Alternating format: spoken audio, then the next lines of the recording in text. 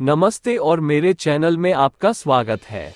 मैं डॉक्टर कल्याण, एक सलाहकार हृदय रोग विशेषज्ञ हूँ।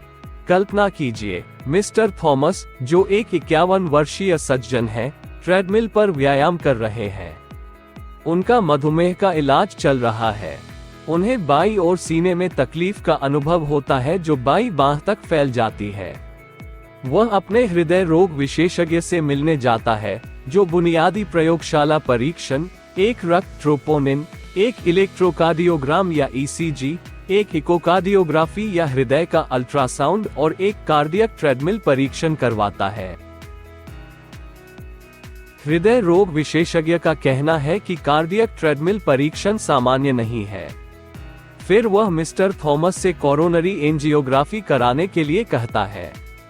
कोरोनरी एंजियोग्राफी, जो हृदय धमनियों का एक्स-रे दृश्य है, हृदय को आपूर्ति करने वाली तीनों धमनियों में रुकावटों का खुलासा करती है।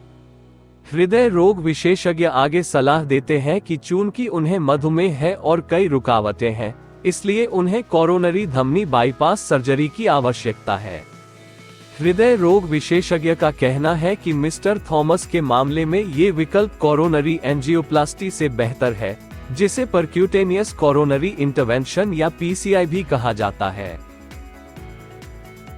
कोरोनरी धमनी बाईपास सर्जरी क्या है? कोरोनरी धमनियां हृदय को आपूर्ति करने वाली रक्त वाहिकाएं हैं। जब कोरोनरी धमनियां अवरोध हो जाती हैं तो कार्डियक सर्जन कोरोनरी धमनी के अवरोध खंड को बाईपास करके नए रास्ते या चैनल बनाता है। यह आमतौर पर तब किया जाता है जब अवरोध खंड को एंजियोप्लास्टी द्वारा नहीं खोला जा सकता है या कई खंड अवरोध हैं। इसे कोरोनरी आर्टरी बाईपास सर्जरी कहा जाता है। सर्जरी में छाती या पैर क्षेत्र से एक स्वस्थ रक्त वाहिका लेना शामिल है। ये वाहिका अवरोध हृदय धमनी के नीचे जुड़ी हुई है। कोई भीड़भाड़ वाली सड़क से आगे निकलने और भीड़भाड़ से बचने के लिए एक फ्लाईओवर के निर्माण की कल्पना कर सकता है। फ्लाईओवर ग्राफ्ट है। नया मार्ग हृदय की मांसपेशियों में रक्त के प्रवाह को बेहतर बनाता है। इसे कोरोनरी धमनी बाईपास ग्राफ्टिंग, CABG या कैबज या हृदय बाईपास सर्जरी भी कहा जाता है। मिस्टर थॉमस अब डॉक्टर मैथ्यू से मिलने जाते हैं, जो उनके साथ बाईपास सर्जरी के बारे में चर्चा करते हैं। मिस्टर थॉमस आशंकित हैं। डॉक्टर मैथ्यू बताते हैं कि कोरोनरी आर्टरी बाईपास सर्जरी एक ओपन हार्ट सर्जरी है। सभी सर्जरी में कुछ जोखिम होते हैं। प्रौद्योगिकी की प्रगति के कारण CABG सर्जरी अब बहुत सुरक्षित तरीके से की जाती है। रक्तस्राव, सर्जिकल स्थल पर संक्रमण, अनियमित हृदय ताल या अतालता, गुर्दे की समस्याएं, स्मृति हानि, स्ट्रोक, पक्षाघात या कुछ मामलों में मृत्यु का भी खतरा होता है।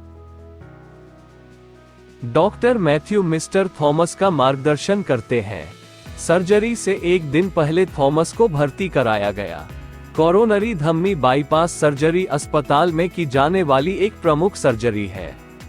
मिस्टर थॉमस को कार्डियक एनेस्थेटिस्ट द्वारा सामान्य एनेस्थीसिया दिया जाता है, जिससे वह दर्द मुक्त नींद जैसी स्थिति में आ जाते हैं।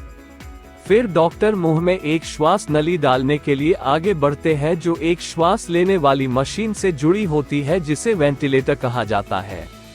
वेंटिलेटर प्रक्रिया के दौरान और बाद में मिस्टर थॉमस की सांस लेने का ख्याल रखता है।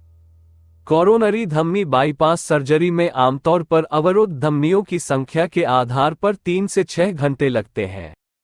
डॉक्टर मैथ्यू छाती के मध्य भाग में छाती की हड्डी के साथ एक लंबा चीरा लगाते हैं। छाती खोलने के बाद दवा से हृदय को अस्थायी रूप से बंद कर दिया जाता है। हृदय फेफड़े की मशीन चालू है। मिस्टर थॉमस की प्रक्रिया के लिए हृदय फेफड़े की मशीन का उपयोग किया जाता है। ये सर्जरी के दौरान रक्त प्रवाह और ऑक्सीजन का ख्याल रखता है। इसे on pump coronary artery bypass surgery भी कहा जाता है। सर्जन एक स्वस्थ रक्त वाहिका के एक हिस्से को हटा देता है। स्वस्थ रक्त वाहिका के इस टुकड़े को ग्राफ्ट कहा जाता है। ग्राफ्ट आमतौर पर छाती में बाईं आंतरिक स्तन धमनी नामक धमनी से और पैरों में रक्त वाहिकाओं से भी लिया जाता है, जिन्हें सेफनस नसें कहा जाता है। डॉक्टर मैथ्यू ग्राफ्ट के सिरों को अवरुद्ध हृदय धमनियों के नीचे जोड़ते हैं। ये रुकावट के आसपास रक्त के प्रवाह के लिए एक नया मार्ग बनाता है। मिस्टर थॉमस को 3 ग्राफ्ट मिले, 1 धमनी और 2 शिरापरक। सर्जरी सफल रही। हृदय फेफड़े की मशीन बंद हो गई और हृदय की धड़कन बहाल हो गई। इसके बाद डॉक्टर मैथ्यू सीने की हड्डी को सिलने के लिए तार का इस्तेमाल करते हैं। तार शरीर के अंदर रहता है और उसे निकालना नहीं पड़ता। यदि हृदय फेफड़े की मशीन का उपयोग नहीं किया जाना था तो इसे ऑफ पंप कोरोनरी धमनी बाईपास सर्जरी या बीटेंड हॉट कोरोनरी धमनी बाईपास सर्जरी कहा जाता है। कुछ सर्जन अब छाती में छोटे चीरे लगाकर कोरोनरी धमनी बाईपास सर्जरी करते हैं। ऐसी स्थिति में सर्जरी को न्यूनतम इन्वेसिव कोरोनरी धमनी बाईपास सर्जरी कहा जाता है। 6 घंटे के बाद जब मिस्टर थॉमस अपने आप सांस लेने में सक्षम हो गए तो उन्हें श्वास नली से बाहर निकाला गया। वह एक दिन कोरोनरी गहन देखभाल इकाई में और 2 दिन इनपेशेंट वार्डों में बिताते हैं। फिर उसे छुट्टी दे दी जाती है। डॉक्टर मैथ्यू ने थॉमस को सीने में किसी भी गंभीर दर्द, सांस लेने में कठिनाई, बुखार, चक्कर आना, तेज दिल की धड़कन, घाव वाली जगहों से स्राव या घाव वाली जगहों से खून बहने पर ध्यान देने के लिए कहा है। टाँके हटाने और सर्जिकल साइट के निरीक्षण के लिए मिस्टर थॉमस को 7 से 10 दिनों में अस्पताल में रिपोर्ट करना होगा। उन्हें दवाइयां भी दी जाती हैं। उनकी सलाह है कि थॉमस 1 से 2 महीने में ठीक हो जाएंगे। डिस्चार्ज होने के तुरंत बाद मिस्टर थॉमस अपनी दैनिक जीवन की गतिविधियां कर सकते हैं। वह लगभग 4 से 6 सप्ताह में गाड़ी चला सकता है और व्यायाम करना शुरू कर सकता है। वह 6 सप्ताह में यौन गतिविधियां फिर से शुरू कर सकता है। मिस्टर थॉमस के लिए सलाह: बताई गई दवाएं लें और हृदय रोग विशेषज्ञ से सलाह लें। आहार विशेषज्ञ के परामर्श से कम वसा वाला हृदय स्वस्थ आहार खाएं। मिस्टर थॉमस के मामले में उन्हें मधुमेह संबंधी आहार भी लेना होगा और चीनी से बचना होगा। सप्ताह में 5 दिन नियमित रूप से कम आधा घंटा व्यायाम करें। धूम्रपान बंद करें। हृदय पुनर्वास कार्यक्रम में शामिल हों।